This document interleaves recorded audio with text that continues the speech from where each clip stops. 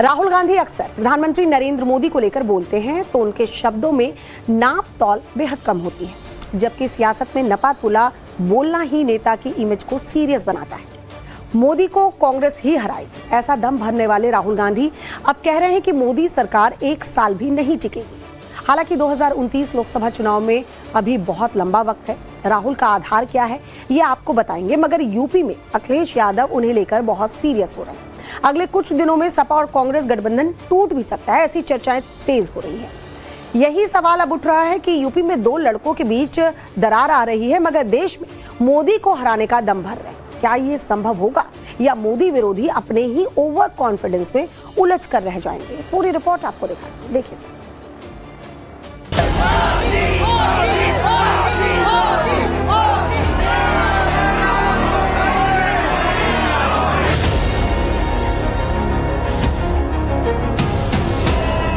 आप लिख के ले लो, कांग्रेस पार्टी नरेंद्र मोदी को हराएगी और फिर देखना हम क्या कार्रवाई करते हैं नरेंद्र मोदी के साथ। नरेंद्र मोदी और अमित शाह संविधान पर आक्रमण कर रहे हैं। मैं आपको स्टेज से कह रहा हूं, साइकोलॉजिकली नरेंद्र मोदी खत्म है।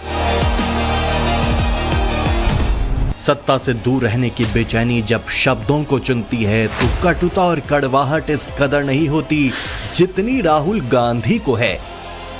तभी तो उनका ओवर कॉन्फिडेंस बार बार कभी मीडिया तो मंच तो कभी बैठकों के जरिए सामने आ ही जाता है।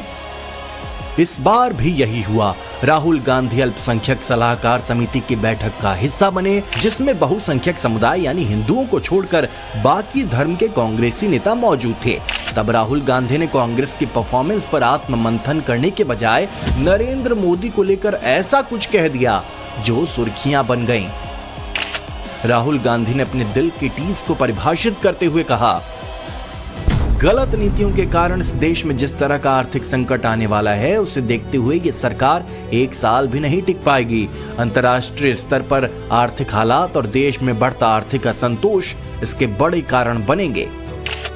1 साल के भीतर मोदी सरकार की विदाई का दावा करने वाले राहुल गांधी के इस बयान को बैठक में मौजूद तारिक अनवर और इमरान मसूद ने एक लाइन आगे बढ़ा दिया। सरकार को लेकर उन्होंने कहा कि जो देश की परिस्थिति आज है, वर्तमान परिस्थिति अगर इसी तरह से बिगड़ती चली गई तो ये सरकार 1 साल से ज्यादा टिकने वाली नहीं है। मोदी जी की सरकार गरीबों के लिए एक डिजास्टर बन गई है। गरीब को इन्होंने रीढ़ तोड़ दी है। इसके ऊपर पर्दा डालने की कोशिश ना करें। और मोदी जी खुद स्वीकार कर चुके हैं इस बात को कि देश के अंदर हालात बहुत खराब हैं। ये मोदी जी का स्टेटमेंट है, मेरा स्टेटमेंट नहीं। मोदी जी के स्टेटमेंट से आप देख लीजिए, उन्होंने कहा कि दशकों की मेहनत खराब हो जाएगी, खत्म हो जाएगी। तो दशकों की मेहनत कांग्रेस की है। जो 70 साल में बोलते थे ना बर्बाद किया उन्होंने, हमने जो 70 साल में कमाया था सब आपने बेच दिया। अभी राहुल गांधी का सेल्फ सेटिस्फेक्शन या 2014 से सत्ता न पाने की बेचैनी है, इस पर कांग्रेस के नेता पर्देदारी कर रहे हैं। मगर सच यह है कि इस मीटिंग में कई कांग्रेसी नेताओं की अपील को राहुल गांधी ने मानने से इनकार कर दिया। दरअसल कुछ कांग्रेसी नेताओं ने मुस्लिम शब्द की जगह अल्पसंख्यक का इस्तेमाल करने की अपील की थी, जिस पर राहुल गांधी ने आपत्ति जता दी और मुस्लिम शब्द से किसी भी तरह की हिचक न रखने को कहा। सूत्रों के मुताबिक राहुल ने मुसलमान पर होने वाले अन्याय को अल्पसंख्यक के बजाय मुसलमान के तौर पर आवाज उठाने को कहा।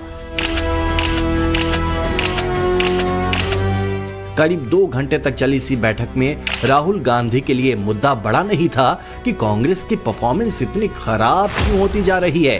इसके बदले राहुल का फोकस इसी पर टिका रहा कि मोदी को किसी भी हाल में हराया जाए।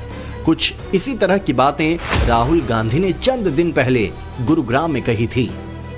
आप लिख के ले लो, कांग्रेस पार्टी नरेंद्र मोदी को हराएगी और फिर देखना हम क्या कार्रवाई करते हैं नरेंद्र मोदी के साथ।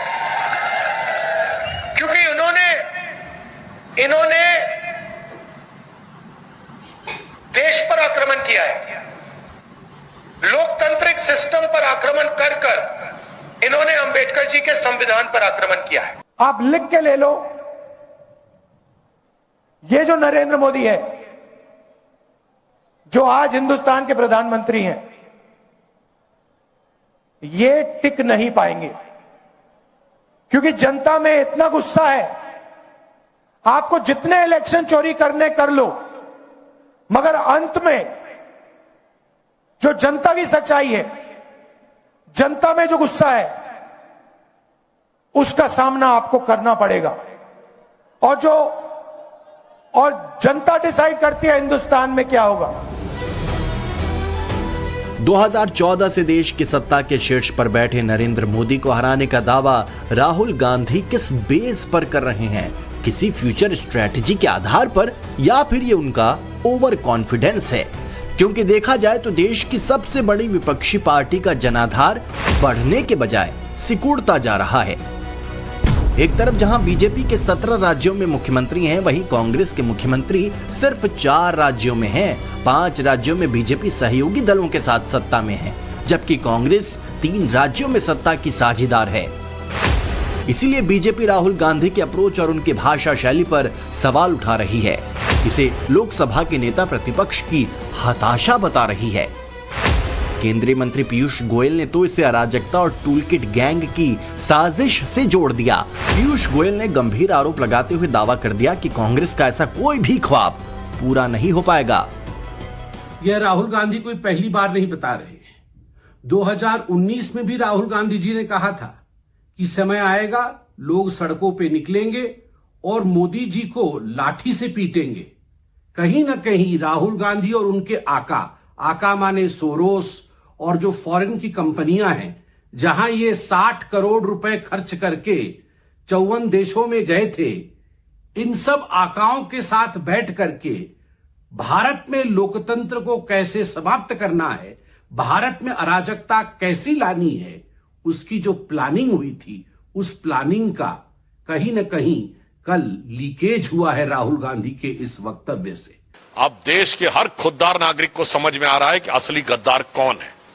और आज जिस प्रकार के खतरनाक विषबेल भारत के अंदर और भारत की बढ़ती प्रगति को रोकने के लिए फैलाई जा रही है, और ऐसा स्पष्ट रूप से प्रतीत हो रहा है कि कांग्रेस पार्टी उसका हिस्सा बनती जा रही है। मेरा कांग्रेस से सीधा सवाल है कि आप ये सब कुछ विदेशी शक्तियों के साथ गठबंधन में कर रहे हैं, जान के कर रहे हैं, या अनजाने में आप उनके हथियार बन रहे हैं? राहुल गांधी को और कुछ आता है? कुछ आता है राहुल गांधी को? बार बार हारते हैं, बेशर्मी से हारते हैं। कांग्रेस की कोई जमानत जब्त होती है, फिर भी अहंकार, अड़े हैं, खड़े हैं, और कुछ ना कुछ सड़े भी हैं। तो क्या बोलते हैं भाई? राजनीति में लिए जाने वाले फैसलों और मुद्दों पर विरोध की भावना को तार्किक तौर पर ठीक माना जा सकता है। हो सकता है सियासी विरोध का नजरिया या पहलू कोई दूसरा हो, मगर उस पर व्यक्त अतिरंजिता को विरोधी अगर अपनी ताकत मान ले तो माध्यम पर संदेह गाढ़ा हो जाता है। राहुल गांधी के मकसद पर बीजेपी को इसीलिए शक है, उनकी भाषा शैली भी इस दायरे में आती है।